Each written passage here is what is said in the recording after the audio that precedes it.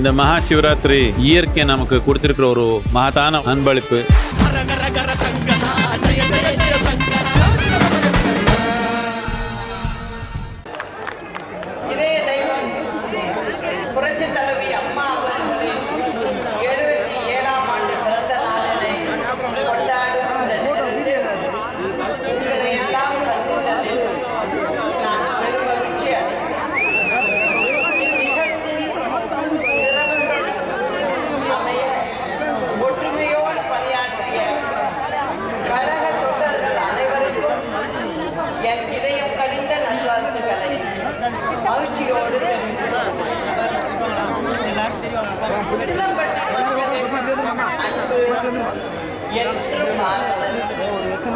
எப்போதும் எங்களுக்கு சிறப்பான வரவேற்பு கொடுத்தார்.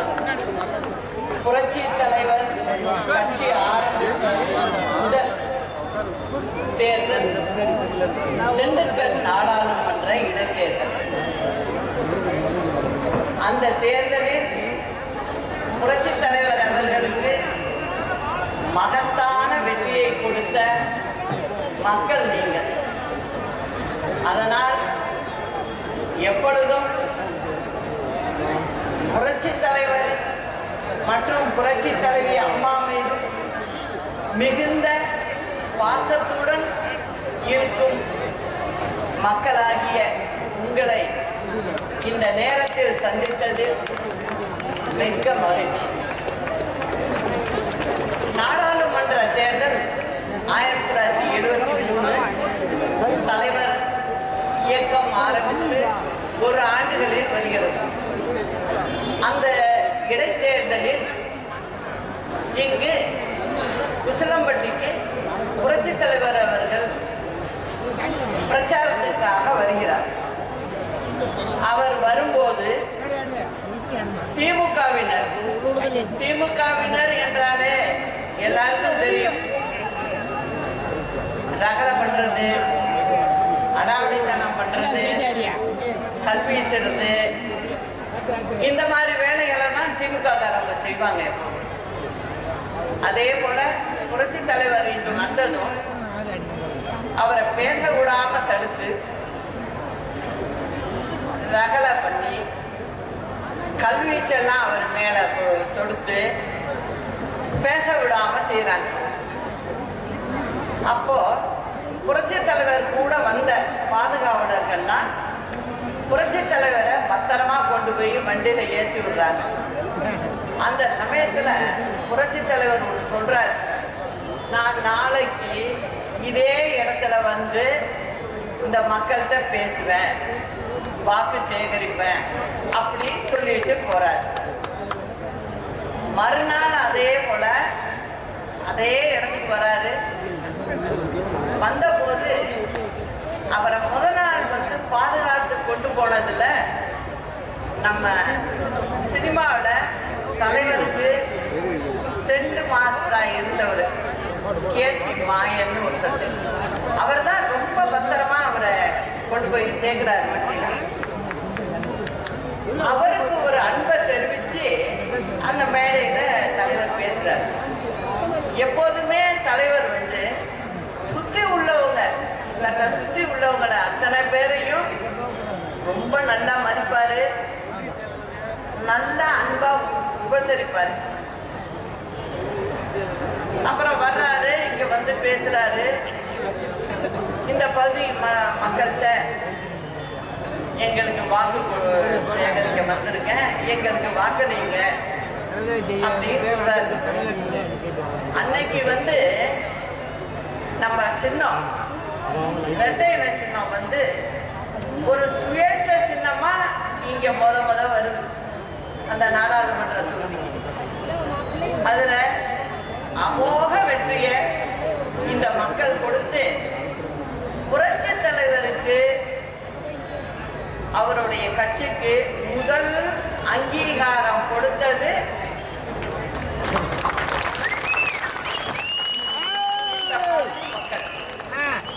அன்னையிலிருந்து இப்போ வரைக்கும் புரட்சி தலைவர் மேலையும் அம்மா மேலையும் மிகுந்த பாசம் வச்சிருக்காங்க.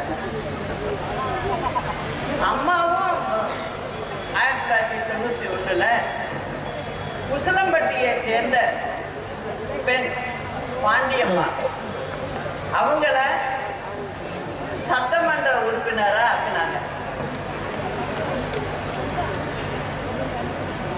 அதே போல பார்த்தீங்கன்னா தேவரையா தேசியமும் தெய்வீகமும் இரு கண்கள் அப்படின்னு சொன்ன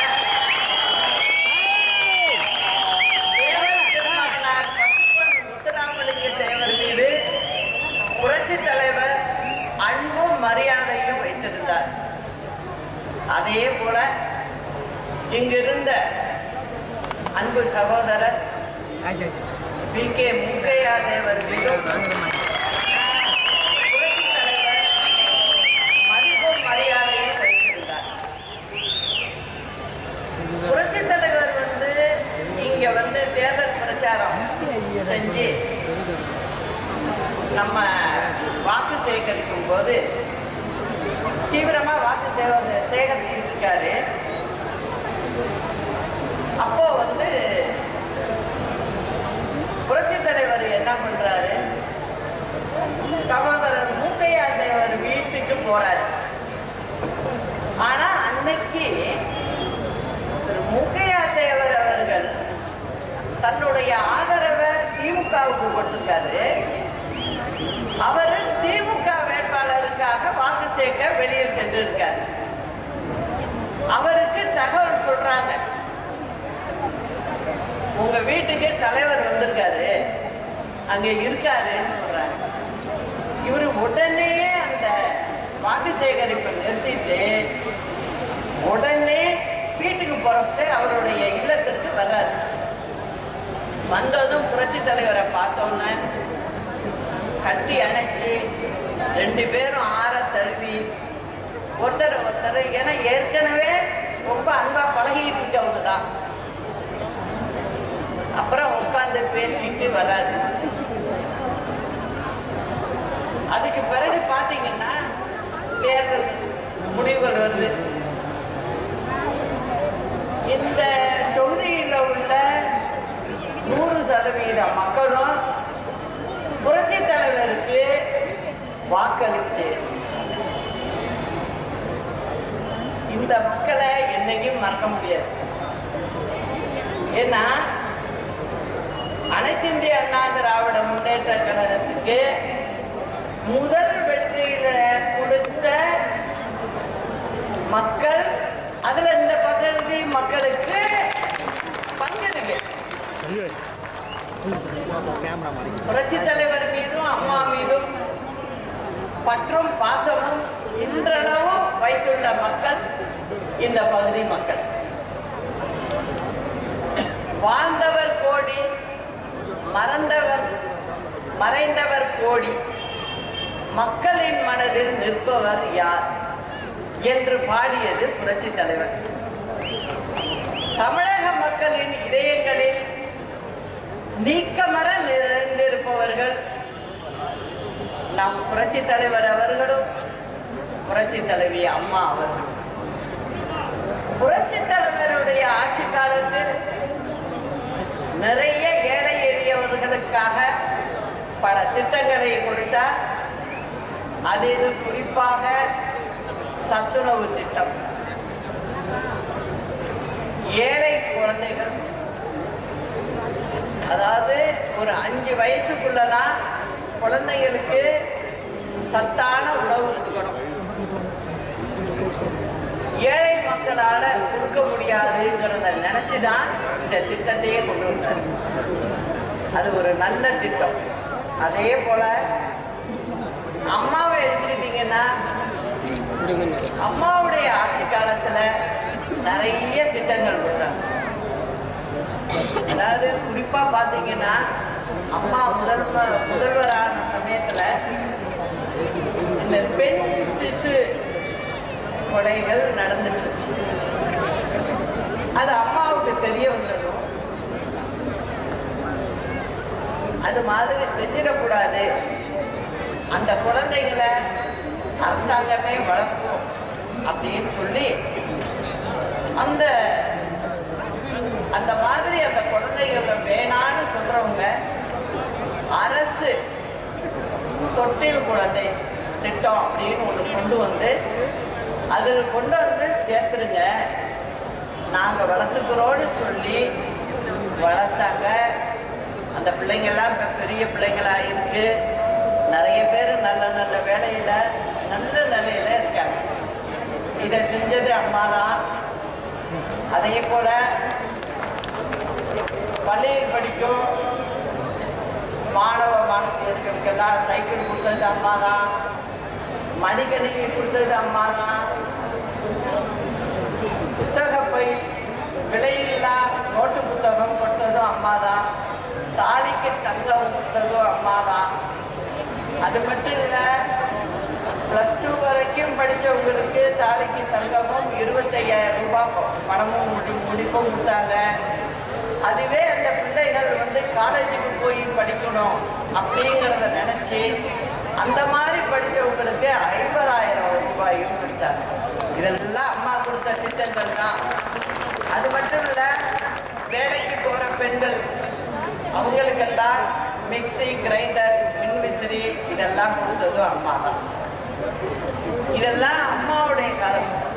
அம்மா முதல்வராக இருந்த காலத்தில் நிறைய ஏழை மக்களுக்கு நல்ல பல திட்டங்களை எல்லாம் வழங்குறது அம்மா தான். ஆனா இன்னைக்கு திமுக என்ன பண்ணுது? மக்களை கசக்கி பிழியுது. என்ன செய்யுது? ரேஷன் கடையில் நம்ம அரசாங்கம் இருக்கும்போது ஒழுங்கா ரேஷன்ல அரிசி, பருப்பு, எண்ணெய் இதெல்லாம் கொடுப்பாங்க.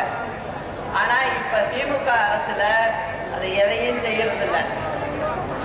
எங்க பார்த்தாலும் பஸ்ஸுக்கு பள்ளிக்கூடத்துல படிக்கிற குழந்தைங்கள்லேருந்து பெரியவங்க வரைக்கும் பஸ்ஸு கிடைக்காம திண்டாடி இருக்காங்க. இன்ன வரைக்கும் அதை சரி செய்யலை.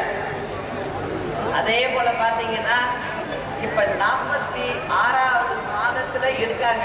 திமுக 4.5 ஆண்டுக்கான கிட்டத்தட்ட வந்துட்டு. ஆனா மக்களுக்கு தேவையான எந்த திட்டங்களையும் சரியா செய்யல. இதுதான் திமுக விளம்பர ஆட்சி நடத்துதுன்னு நான் சொல்லிட்டு இருக்கேன்.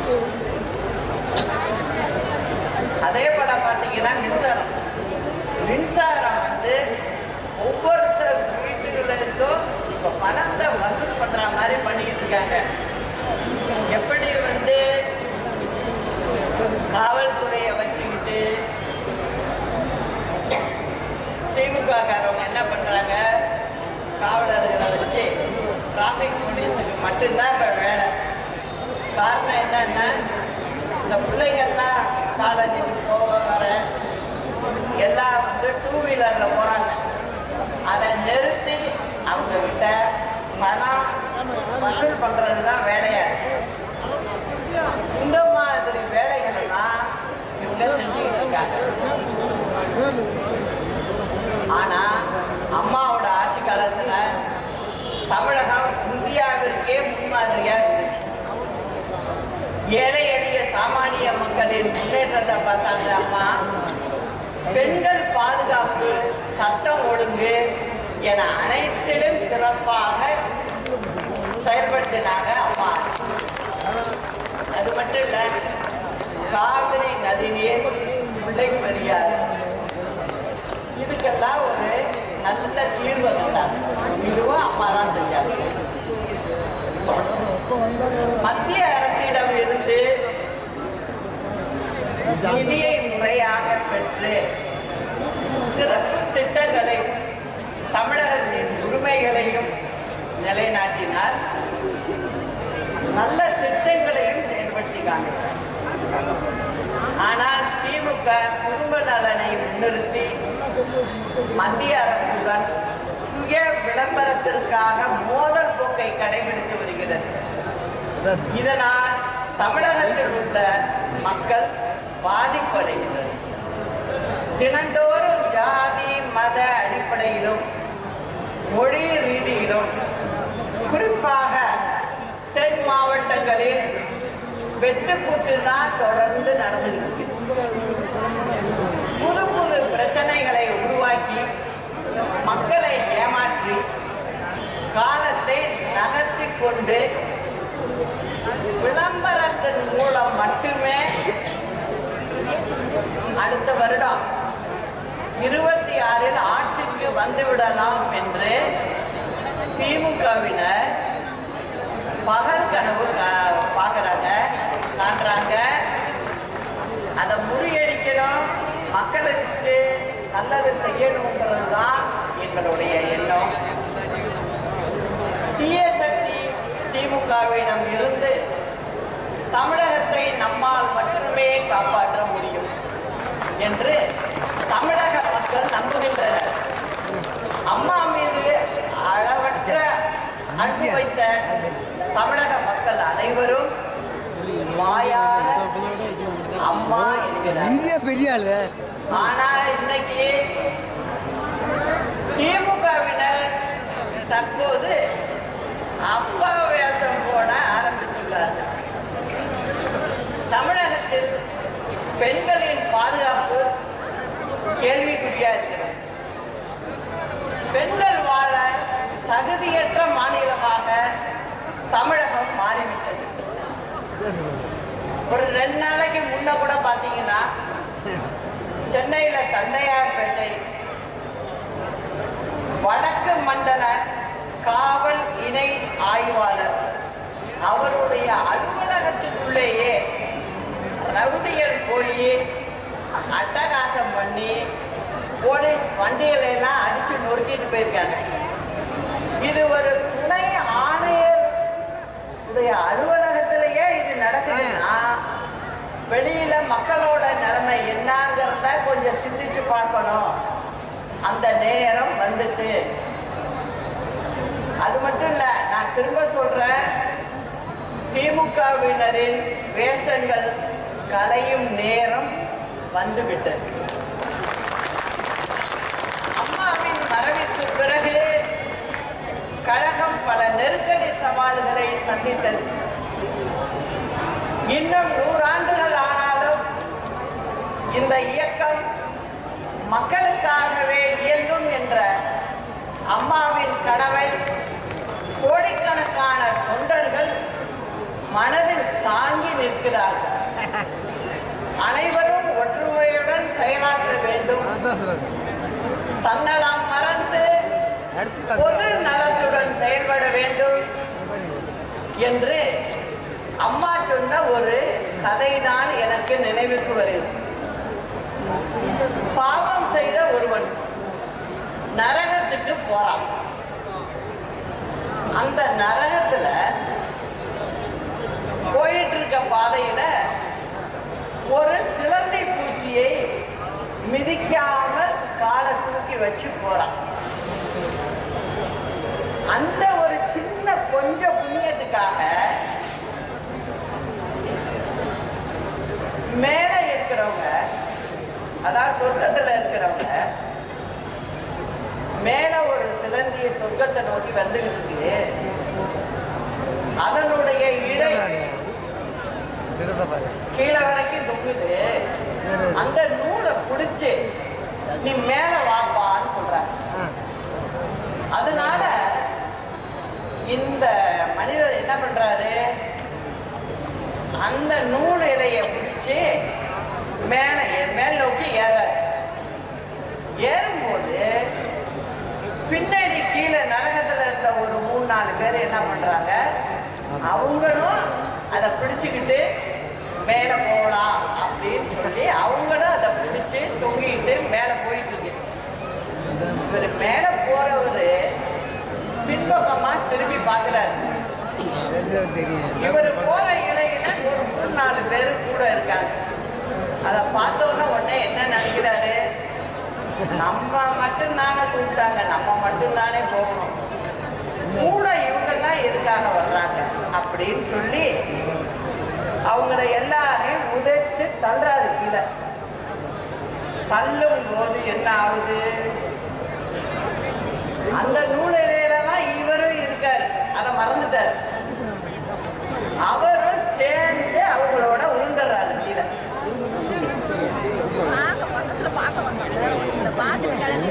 இவர் சேர்ந்து கீழே விழுந்துறாரு. என்ன பண்ற, யாராக இருந்தாலும் தங்கள் சுய விருப்பு வெறுப்பின்றி தன்னலம் கருதாமல் ஒற்றுமையாக செயல்பட்டால்தான் வெற்றி அடைய முடியும்.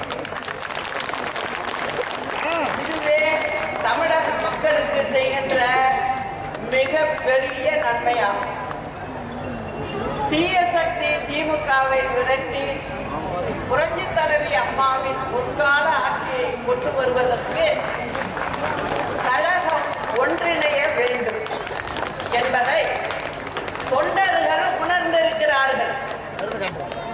தொண்டர்களின் எண்ணத்தை ஈடேற்றிடவும் தமிழக மக்களின் வாழ்வில் ஒளியேற்றிடவும் அனைவரையும் ஒன்றிணைக்கும் முயற்சியில் நான் தொடர்ந்து ஈடுபட்டு வருகிறேன். எனது முயற்சி நிச்சயம் வெற்றி பெறும்.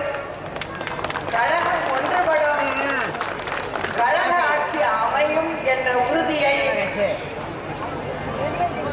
புரட்சி தலைவி அம்மா அவர்களின் பிறந்த இந்நன்னாளில் எனது அருமை தொண்டர்களுக்கு தெரிவிக்க கடமைப்பட்டுள்ளேன். ஒரு தாய்க்கு தாயாக, உற்ற தோழியாக, உடன்பிறவா சகோதரியாக 34 ஆண்டு காலம் புரட்சி தலைவி அம்மா அவர்களோடு இணைந்து எனது வாழ்க்கையில் நான் மேற்கொண்ட பயணம் மிக புனிதமானது. எங்களுடைய பயணத்தில் எத்தனையோ மகிழ்ச்சிகரமான நாட்களை சந்தித்திருக்கிறோம். அதே போன்று எத்தனையோ சோதனைகளையும் சந்தித்திருக்கிறோம். எங்கள் மகிழ்ச்சியை அனைவரிடத்திலும் பங்கிட்ட நாங்கள் ஒரு நாளும் எங்களுடைய துன்பங்களை யாரிடமும் சொன்னது கிடையாது. அவற்றையெல்லாம் நாங்கள் இருவருமே சமாளித்து அதிலிருந்து மீண்டு வந்து வெற்றியும் பெற்றிருக்கிறோம். இதுதான் எங்கள் வாழ்க்கையில் நாங்கள் செய்த சாதனை. இதன் காரணத்தினாலோ என்னவோ என்னால் எந்தவித இக்கட்டான சூழ்நிலைகளையும் சந்தித்து அதிலிருந்து எளிதில் கடந்து செல்ல முடியும். எனது வாழ்க்கையில் நான் கற்றுக்கொண்ட மிக பெரிய பாடமாக கருதுகிறேன். இதுதான் ஒரு நல்ல தலைமைக்கு தேவைப்படுகிற மிக சிறந்த ஒரு பண்பாகும் என்று நான் கருதுகிறேன். ஜெயலலிதா என்னும் நான் என்று நம் தமிழ் மண்ணில் எப்போதெல்லாம் உச்சரிக்கப்பட்டதோ அந்த காலகட்டங்களில் எல்லாம் தமிழ்நாடு தலை நிமிர்ந்தது. இன்னும் சொல்லப்போனால் தமிழர்கள் தங்களது உரிமைகளை பறிகொடுத்து விடாமல் பாதுகாப்போடும் மகிழ்ச்சியோடும் வாழ முடிந்தது என்பதை இந்த நேரத்தில் தெரிவித்துக் கொள்வதில் நான் பெருமை அடைகிறேன். புரட்சி தலைவி அம்மா அவர்களின் எண்ணங்கள் இன்றைக்கும் உயிர்ப்போடுதான் இருக்கிறது. ஒருங்கிணைந்த அனைத்து இந்திய அண்ணா திராவிட முன்னேற்ற கழகமாக வருகின்ற சட்டமன்ற தேர்தலில் போட்டியிட்டு மகத்தான வெற்றியை பெறுவோம். இந்த இலக்கை நோக்கியே நமது பயணம். இதைத்தான் நம் கழக தொண்டர்கள் ஒவ்வொருவரும் எதிர்பார்த்து காத்துக் கொண்டிருக்கிறார்கள். தமிழக மக்களின் நம்பிக்கையும் இதுதான். எனவே அனைவரின் எண்ணத்தையும் ஈடேற்றிடும் வகையில் கழகத்தினர் அனைவரும் ஒன்றிணைவோம், வென்று காட்டுவோம் என இந்நாளில் உறுதியேற்போம். வருகின்ற காலம் பொற்காலமாக அமையும் என்பதை உறுதியோடு தெரிவித்துக் கொள்கிறேன். புரட்சி தலைவி அம்மா அவர்களின் பிறந்த நாளில் உங்களுக்கெல்லாம் ஒன்றை உறுதியோடு சொல்லக்கொள்ள ஆசைப்படுகிறேன்.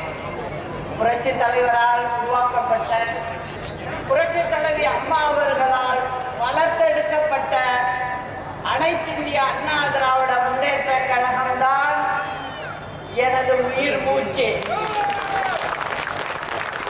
இந்த இயக்கம் மீண்டும் இமாலய வெற்றி பெற்று அதே செருக்கோடும் விடுக்கோடும் செயல்பட வைப்பதே எனது வாழ்நாள் லட்சியம் என்பது